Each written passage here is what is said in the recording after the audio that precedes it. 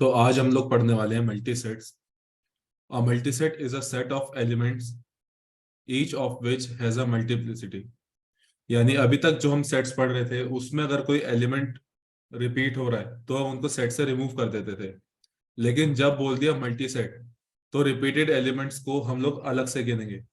The size of multi set is the sum of the multiplicities of all the elements. Example, x, y, z with mx is equals to 0, my is equals to 3, mz is equals to 2।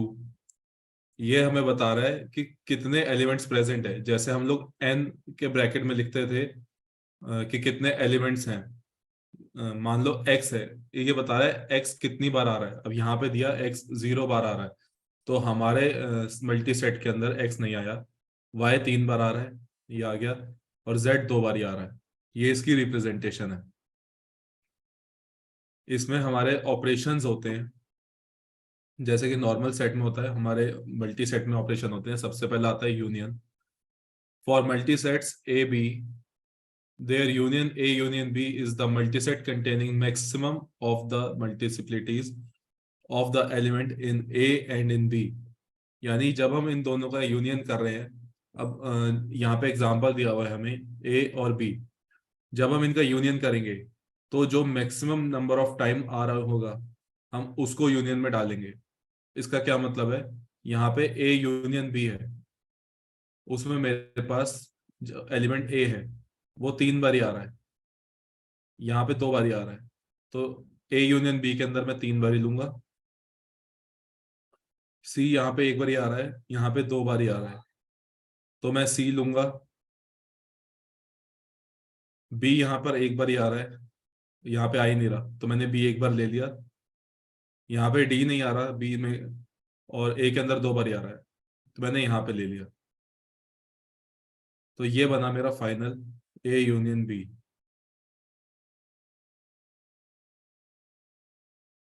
इसको हम लोग एक और तरीके से denote करते हैं, मैं बताता हूँ एक सेकंड। जैसे A यूनियन B है, इसको मैं ऐसे भी लिख सकता हूँ 3 डॉट A, यानी ये 3 बार ही आ रहा है। 1 डॉट B, हमें डॉट लगाना जरूरी है, हम लोग सिर्फ ऐसे ही नहीं लिख सकते। 2 डॉट C और 2 डॉट D,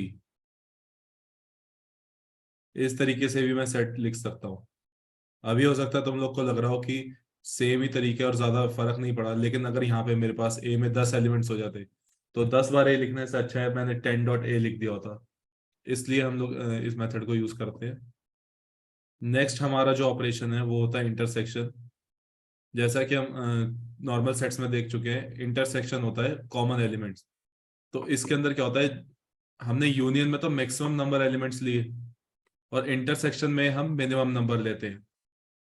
अब सेम एग्जांपल है, यहाँ पे A 3 बार आ रहा है, यहाँ पे A 2 बार ही आ रहा है, तो हमने A इंटरसेक्शन B में लिया A 2 बारी। यहाँ पे C 1 बारी है, यहाँ 2 बारी है, तो हमने 1 बार ही लिया। यहाँ पे D 2 बार है, यहाँ D है ही नहीं तो नहीं लिया, और B भी नहीं लिया। तो हमारा इंटरसेक्शन हुआ A A C, A intersection B का, क्योंकि ये मल्टी सेट है। जब भी हमसे क्वेश्चन पूछेंगे हमें बताया होगा मल्टी सेट है, नहीं तो हम उन एलिमेंट्स को रिमूव कर देंगे जितने भी रिपीटेड एलिमेंट्स हैं।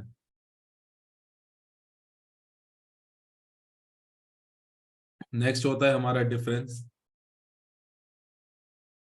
जैसा हमने देखा था पहले भी, हमारे नॉर्मल सेट्स के अंदर जब डिफरेंस होता है तो हम लोग पुराने एलिमेंट्स को हटा देते हैं, यानी A-B। ए डिफरेंस B का क्या मतलब होता है, जो A के अंदर तो प्रेजेंट है लेकिन B, जो A के अंदर प्रेजेंट है लेकिन B के अंदर प्रेजेंट नहीं होने चाहिए। अब यहाँ पे क्या लिखा है एग्जाम्पल में, A is equal to, same example हमने लिया उसमें थोड़े से एलिमेंट्स बढ़ा दिए, और B ये है। अब इसको हम चेक करते हैं। A के अंदर 3 बारी आ रहा है, यहाँ 2 बारी आ रहा है, तो हमने A लिख दिया। यानी B के अंदर 2 बारी था, यहाँ पे 3 बारी था। अगर इसको थोड़ा और अच्छे तरीके से समझना है तो हम ऐसे देखेंगे 3.a, 2.b, 1.c, 2.d और 1.e। इसको हमने लिख दिया 2.a, 2.b, sorry 3.b, 2.c, 2.d, 1.f। अब हमें कंपेयर करना है इन एलिमेंट से। ए 3 बार ही आ रहा है, यहाँ 2 बार ही था, कट कर दो एक, यानी एक बार ये आना चाहिए। यहाँ 2 बार भी है, यहाँ 3 बार भी है, तो ये कट हो गया, क्योंकि हमें बी के एलिमेंट्स बस उतने देखने हैं जितने ए को कट कर सकें। यहाँ सी एक बार ही है, यहाँ 2 बार ही है, तो सी भी कट हो गया। डी 2 बार आ रहा है, यहाँ डी 2 बार आ रहा है, ये भी कट हो गया।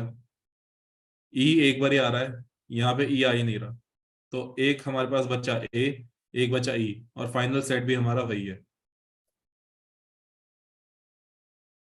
नेक्स्ट होता है हमारा सम। यूनियन सम से थोड़ा मिलता जुलता है, लेकिन इसमें डिफरेंस ये है, यूनियन के अंदर हम देख रहे थे मैक्सिमम नंबर ऑफ एलिमेंट्स जिस सेट में है उसके एलिमेंट्स लिख दो और उसके बाद टोटल करते चलो। लेकिन सम के अंदर हम सबको ऐड कर देते हैं। यहाँ पे 2 थे एलिमेंट्स, यहाँ पर एक था। हमारे फाइनल सेट में ए प्लस बी में कितने हैं? 3। यहाँ एक बी है, यहाँ 2 बी है, यहाँ बी आए 3, 2 सी यहाँ आ गए, और डी था यहाँ पे आ गया। यानी टोटल नंबर ऑफ एलिमेंट्स इसमें आने चाहिए। एक चीज हमें और याद रखनी है, जब हमें प्लस बोला है, n A plus B in case of multisets is equals to number of elements in A and number of elements in B। यहां तक क्लियर है या किसी को कोई डाउट?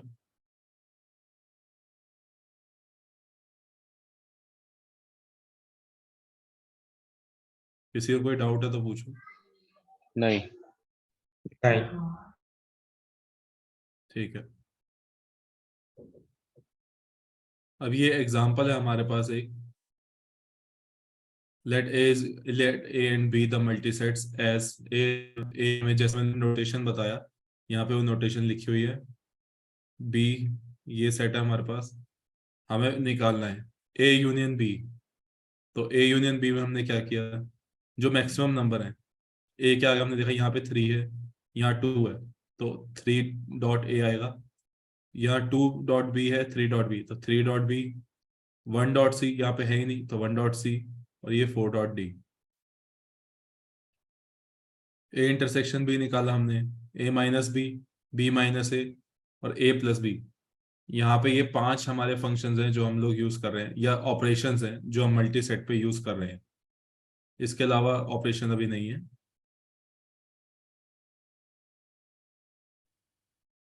ये एक नोट देखते हैं, a set is to be classified as well defined or not, depending on the clarity of the determination of the elements.